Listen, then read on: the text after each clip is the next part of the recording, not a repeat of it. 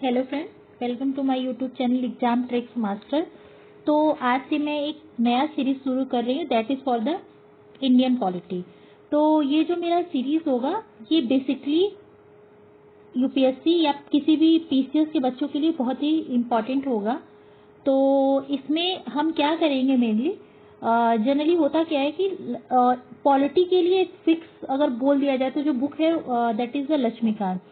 और लक्ष्मीकांत इतना इम्पोर्टेंट क्यों है, क्योंकि ये जो होता है एक यूपीएससी या पीसीएस में जिस तरह के क्वेश्चन पूछे जाते हैं उसके जो कॉन्सेप्चुअल क्लैरिटी है वो लक्ष्मीकांत को पढ़ने के बाद लोगों को पता चल जाता है। तो ये जो सीरीज होगा हमारा, it will be based on the 7th edition of Laxmikanth, जो कि नया आपका बुक लॉन्च किया गया है। तो इसमें बेसिकली हम क्या करेंगे, इस पर्टिकुलर सीरीज में हम जो लक्ष्मीकांत का 7th एडिशन का जो पूरा सिलेबस है उसको हम गो थ्रू करेंगे और उस सिलेबस के अकॉर्डिंग हम जो है पूरा इस सीरीज को कंप्लीट करेंगे। और अगर हम बात करें कि इस सीरीज को हम कंप्लीट कैसे करेंगे, तो इस सीरीज को कंप्लीट करने के लिए मैं ओनली आईएएस का जो बुक है पॉलिटी का, उसके थ्रू मैं आपको मेनली इसको कंप्लीट कराऊंगी। और साथ साथ मैं इस चीज को इंश्योर करूंगी कि जो भी चीज 7th एडिशन में दिया हुआ है वो आपका चीजें ना छूटे, ठीक है, क्योंकि 7th एडिशन में चीजें अपडेटेड है। और जो ओनली आईएएस द्वारा जो ये मटेरियल तैयार किया गया है काफी अच्छा मटेरियल है पॉलिटी के लिए, क्योंकि मैंने जो है लक्ष्मीकांत पढ़ रखा है, कई बार पढ़ रखा है और मैंने प्री निकाल भी रखा है। तो for that reason I have the idea कि क्या है लक्ष्मीकांत में और क्या इसमें मिसिंग है। तो जो भी मिसिंग है मैं उस चैप्टर को पढ़ रही हूँ लक्ष्मीकांत के 7th एडिशन से, और जो भी चीजें मुझे वहां पे रेलेवेंट लग रहा है, जो कि मुझे लग रहा है कि इसमें मिसिंग है, तो मैं उन चीजों को इस बुक में ऐड करते चलूंगी। और आफ्टर दैट मैं आपको जो है उन चीजों को पढ़ाते भी चलूंगी ताकि आपको कुछ भी ना छूटे और ओवरऑल आपको केवल ये ओनली आईएएस का बुक पढ़ने के बाद आपका पूरा सिलेबस कवर हो सके और एज मच एज आप क्वेश्चन को सॉल्व कर सको। तो मेरा जो ये पूरा सीरीज होगा, आई विल ट्राई कि मैं इसको 10 से 11 दिन के अंदर खत्म कर सकूं। तो इसके लिए मेनली हम क्या करेंगे, सबसे पहले किसी भी सब्जेक्ट को स्टार्ट करने से पहले हमें ये आइडिया होना चाहिए कि आखिर उसका सिलेबस क्या कहता है या हमें कौन कौन से पार्ट कवर करने होते हैं। तो for that reason I will start with the syllabus of M Laxmikanth. तो अगर हम बात करें कि हमारा जो सिलेबस है वो स्टार्ट कैसे होता है, तो सबसे पहला पार्ट है हमारा कॉन्स्टिट्यूशनल फ्रेमवर्क, जो कि बेसिकली ये अगर इस पार्ट को हम बोले तो ये कवर ज्यादा अच्छा करना होता है जब हम मॉडर्न हिस्ट्री पढ़ रहे होते हैं। क्यों? क्योंकि मॉडर्न हिस्ट्री जब हम पढ़ रहे होते हैं तो हमारे पास एक सिक्वेंशियल हम आ रहे होते हैं from the swadeshi movement and then non cooperation movement, इस तरह से। और even not from the swadeshi movement, it start from the, जैसे जब यूरोपियन का एडवेंट होता है तब से वो स्टार्ट हो जाता है। तो उस टाइम पे क्राउन रूल्स आता है, कंपनी रूल्स आता है, एंड आफ्टर दैट बहुत सारी चीजें होती है, फरमान होता है, तो उसके अकॉर्डिंग डिफरेंट डिफरेंट टाइप के वहां से लॉ आते हैं, डिफरेंट तरीके के रूल आते हैं, तो वो सब बेस्ड होता है। तो वहां जब तक आप वो पूरा हिस्टोरिकल बैकग्राउंड हिस्ट्री से नहीं पढ़ के आओगे, ये पढ़ाना उतना यूजफुल नहीं होगा। तो मैं अपने इस पर्टिकुलर चैनल पे एग्जाम ट्रिक्स मास्टर पे मैं सारे सब्जेक्ट को कवर करने का कोशिश करूंगी, क्योंकि मैं भी इस बार एग्जाम दूंगी और साथ साथ कोशिश करूंगी कि आप लोग भी एग्जाम दें और अच्छे से दें ताकि एग्जाम निकल सके। मेरा ये पूरा पर्पस होगा इस सीरीज को कंप्लीट करने का। एंड आफ्टर दैट एक है आपका मेकिंग ऑफ कॉन्स्टिट्यूशन, ये इसी के सीक्वेंस में होता है। तो ये जो दोनों चीजें हैं ये हम लोग मॉडर्न हिस्ट्री में देखेंगे। और अगर हम इसमें 3rd चैप्टर का बात करें तो 3rd chapter is the concept of constitution. ये आपका 7th एडिशन में एक नया चैप्टर ऐड किया गया है और ये चैप्टर बहुत ही इंपॉर्टेंट भी है। क्यों? क्योंकि अगर आप प्रीवियस ईयर क्वेश्चन उठा करके देखेंगे ना, तो इस समय हर साल एक कॉन्स्टिट्यूशन का क्या मीनिंग है इस पे एक क्वेश्चन आ जाता है। लाइक कॉन्स्टिट्यूशन क्या है, constitution is set of principle, या फिर constitution like put the limitation on the government, मतलब कुछ कुछ इस तरह से एक स्टेटमेंट आ जाता है कि what is constitution in itself. तो उसको जानने के लिए ये चैप्टर बहुत ही इंपॉर्टेंट है। तो इस चैप्टर को हम देखेंगे। एंड आफ्टर दैट जो आपका नेक्स्ट चैप्टर है salient feature of Indian constitution, इसमें बेसिकली हम ये देखते हैं कि एक कॉन्स्टिट्यूशन का क्या सैलिएंट या क्या बेसिक फीचर्स होता है, और बेसिकली वो फीचर्स हम देखेंगे in the terms of Indian constitution, right. And after that preamble of the constitution will be the next chapter. Preamble of the constitution is a very important chapter. हर बार इसमें से एक क्वेश्चन आ ही जाता है डायरेक्टली और indirectly. That's why this chapter is very important for us, right. And after that union and it's territory. Eight the same time जब union and it's territory देखेंगे तो हमारा जो होता है कुछ स्पेशल प्रोविजन फॉर द जो होता है यूनियन टेरिटरी के लिए कुछ बनाए गए हैं स्टेट और यूनियन टेरिटरी के लिए, तो वो भी चैप्टर हम साइमल्टेनियसली देखेंगे, राइट. इसी तरीके से आपका next chapter citizenship. After that fundamental right. Fundamental right is a very important chapter for any examination, either is a PCS और यूपीएससी. हर बार 1 से 2 क्वेश्चन हमारे फंडामेंटल राइट से आते ही आते हैं. 1-2 क्वेश्चन तो डायरेक्ट होते हैं, इनडायरेक्ट काफी क्वेश्चन होते हैं. तो ये चैप्टर तो हमारे लिए सबसे ज्यादा मतलब इंपॉर्टेंट है, इसको कह सकते हैं. इसको स्किप करना इज लाइक डेंजरस, राइट. और इसको मैं कोशिश करूंगी, जैसे मेरे चैनल का नाम है एग्जाम ट्रिक्स मास्टर, तो मैं इन चीजों को कोशिश करूंगी कि आपको ट्रिक्स से कुछ चीजें याद कराने का कोशिश करूँ. देखिए ट्रिक्स तभी काम करता है जब आपका कॉन्सेप्ट क्लियर हो जाए. अगर कॉन्सेप्ट क्लियर है, आफ्टर दैट अगर आप ट्रिक्स अप्लाई करते हो ना, तो जब कभी आपको कंफ्यूजन होता है ना, तो ऑप्शंस देख करके आपको चीजें याद आ जाती हैं. तो मैंने ये चीजें अप्लाई करे हैं अपने साथ, तो मैं सेम चीज आपको भी अप्लाई करना सिखाऊंगी. All right. And after that fundamental right हमारा नेक्स्ट चैप्टर है DPSP, that is directive principle of state policy. इसको हम बहुत अच्छे से करेंगे क्योंकि ये भी पता होना बहुत जरूरी है, बहुत ही ज्यादा अच्छे से. Fundamental duties, it is also the important but not as much as fundamental right and DPSP, but it is important. We can't skip any topic of like polity because काफी स्कोरिंग है, हमारे 12 से 13 क्वेश्चंस भी आ जाते हैं, right. तो मैं आपको PYQ भी सॉल्व करवाऊंगी और मैं आपको किसी एक वीडियो में यह भी बताऊंगी कि कितने क्वेश्चंस हर बार आते हैं. तो आप ऑन एवरेज ये पकड़ के रखोगी 10 प्लस क्वेश्चन हमारे पॉलिटी से आते हैं इन द प्री एग्जामिनेशन. तो हम इसको नहीं छोड़ सकते, इट इज वेरी इंपॉर्टेंट. और सबसे बड़ी बात ये होता है कि अगर आपका पॉलिटी क्लियर है तो आपके क्वेश्चन अगर 10 आ रहे हैं तो आपके 9 क्वेश्चन लगभग सही हो जाते हैं. तो अगर आपका लक्ष्मीकांत अच्छे से पढ़ा हुआ है, या फिर नॉट कि लक्ष्मीकांत, अगर आपका पॉलिटी का अगर कॉन्सेप्ट एकदम से क्लियर है तो आपका पॉलिटी के क्वेश्चन गलत होने के चांसेस बहुत ही कम होते हैं, राइट. इसके बाद अमेंडमेंट ऑफ द इसके बाद आपका नेक्स्ट चैप्टर आता है amendment of constitution. It is very important. मैं आपको तो बहुत अच्छे से समझा दूंगी. कोई भी कंफ्यूजन होगा तो you can ask me. And after that basic structure of constitution, that will be the part 1 of Indian polity. After that हम घुसेंगे सिस्टम ऑफ गवर्नमेंट में.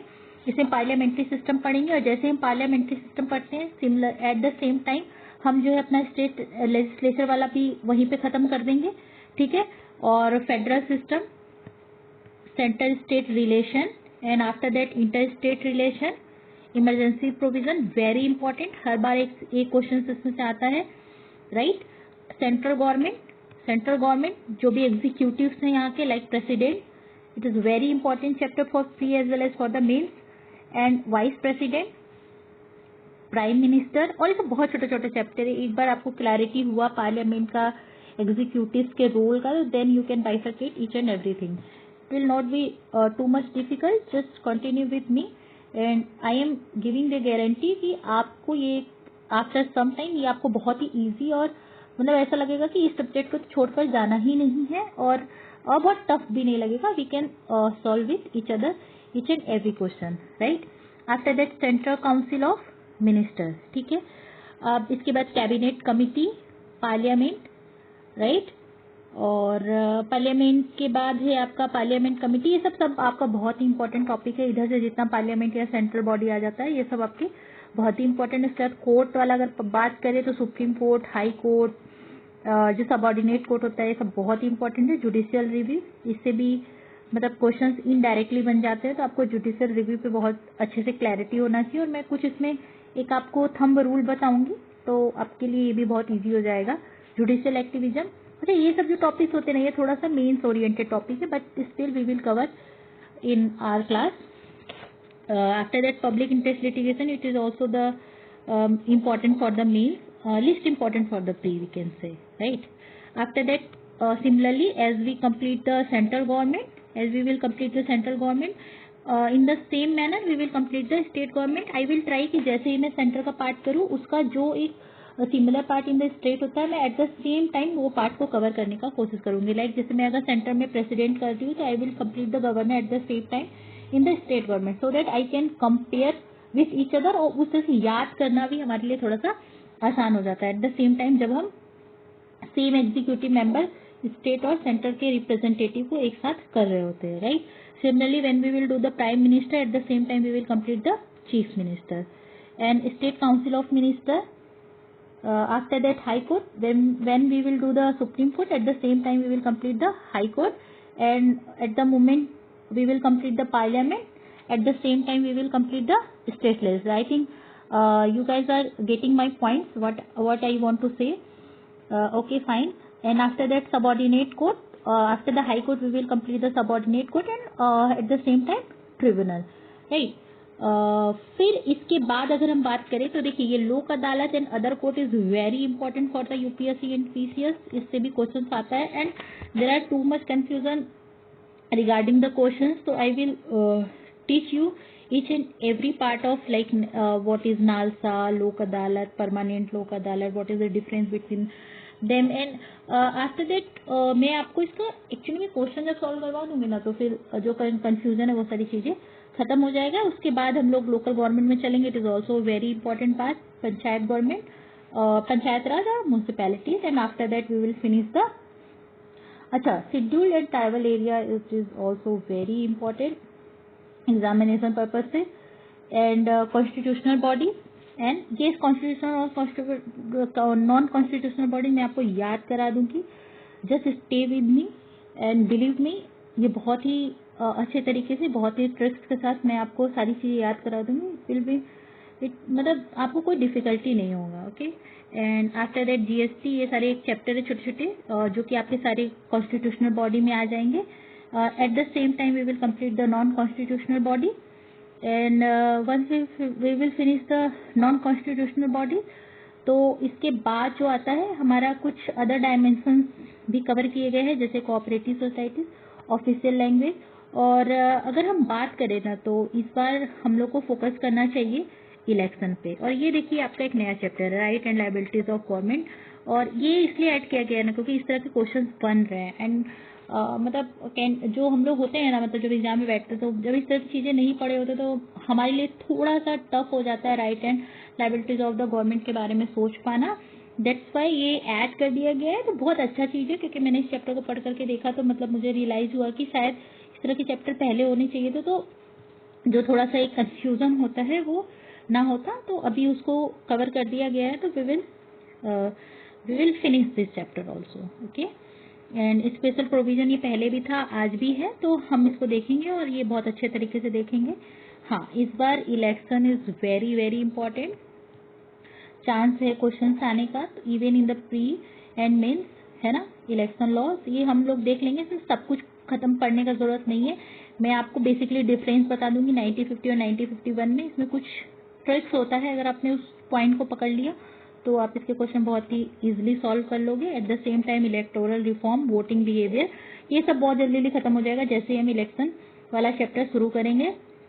ये सब जरूरत नहीं है कोएलिशन गवर्नमेंट का, ये सब मेंस में आपको जरूरत पड़ता है. पॉलिटिकल पार्टीज नो डाउट आपको जरूरत पड़ेगा प्री में, क्योंकि आपको ये पता होना चाहिए कि on which basis national and state जो पार्टीज होती है उनका रिकॉग्निशन का प्रोसीजर क्या होता है. और रीजनल पार्टीज इसमें देखिए ज्यादा मेंस ओरिएंटेड होता है, जो प्री ओरिएंटेड होता है मैं उन पॉइंट्स पे मेनली फोकस करूंगी, नो डाउट.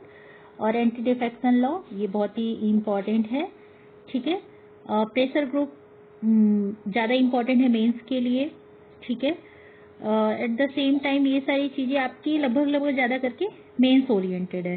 देखिए इस बार एक चीज अच्छा है जो इस बार ये जो आपका ये जजमेंट एंड डॉक्ट्रिन ऐड कर दिया गया है, नो डाउट ये मेंस के लिए ज्यादा इंपॉर्टेंट है. बट जो लैंडमार्क जजमेंट में कुछ जजमेंट जो है वो बहुत ही इंपॉर्टेंट है, तो उसको हम देखेंगे. उसको देखने से होता है क्या है ना, समटाइम्स जो स्टेटमेंट बेस्ड क्वेश्चन होते हैं ना उस पर थोड़ा सा हम खुद का दिमाग लगा पा रहे होते हैं, क्योंकि कुछ ऐसे जजमेंट है जो बहुत ही एक तरह से आप कह सकते हो एक लैंडमार्क जजमेंट है, या फिर बोल सकते हैं एक मतलब जिसने पूरे कॉन्स्टिट्यूशन को चेंज कर दिया कॉन्स्टिट्यूशन के फिलॉसफी में. तो वो सारी चीजें हमें देखना पड़ेगा. जैसे कि आपका केशवानंद भारती केस है, इसको बहुत इंपॉर्टेंट माना जाता है, राइट. इंदिरा नेहरू गांधी केस भी बहुत ही इंपॉर्टेंट है. लिली थॉमस केस, इलेक्शंस का बात हो तो लिली थॉमस केस तो जरूर पता होना चाहिए हमें, राइट. बहुत सारे केसेस है, तो अभी ऐसे मार्क कर पाना is not possible for me. जब हम पढ़ेंगे तो एक एक केस हम देखते चलेंगे। इवन आपको ये अलग से केसेस पढ़ने का अलग से अगर नहीं होगा, इन बिटवीन हम केसेस पढ़ते चलेंगे, क्योंकि केस आएंगे फिर वहां से पढ़ने के बाद जब उसको जिस्ट करेंगे तो it will be easy for us, right. तो ये चीजें है इम्पोर्टेंट डॉक्ट्रिन। हाँ, ये भी आपका एक नया चैप्टर है, तो ये थोड़ा सा पता होना चाहिए कि डॉक्ट्रिन ऑफ सीवरेबिलिटी क्या होता है, doctrine of favour, doctrine of eclipse. तो I will complete this thing, don't worry, okay. और वर्ल्ड कॉन्स्टिट्यूशन ये इंपॉर्टेंट होता है, नो डाउट, मेंस के लिए भी इंपॉर्टेंट होता है, मेंस में से क्वेश्चन आ चुका है, ये भी एक नया चैप्टर है, तो we will finish this also. देखिए ये है आपका सिलेबस मेनली जो आपको कवर करना है। And for this we will refer the, मैंने आपको पहले ही बताया कि ओनली आईएएस का हम उड़ान प्रेफर करेंगे, और ये बहुत ही अच्छा बुक है। मतलब अभी तक मैंने जितने भी बुक एनालिसिस किए मुझे ये बुक काफी अच्छा लगा है, तो we will do from this book only. देखिए मैंने लक्ष्मीकांत कहा, but why I am preferring this book, क्योंकि यह लक्ष्मीकांत का एक तरह से आप समझ लो एक शॉर्ट नोट्स है।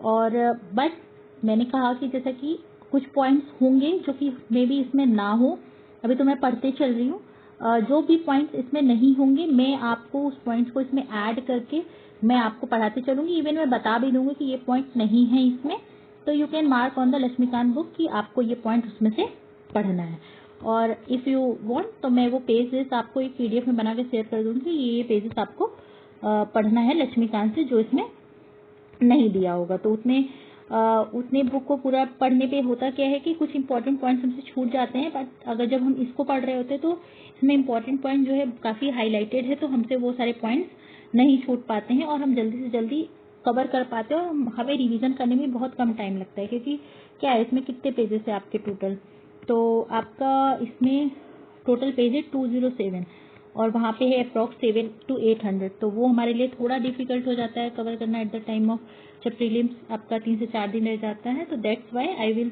Complete the polity revision from the उड़ान।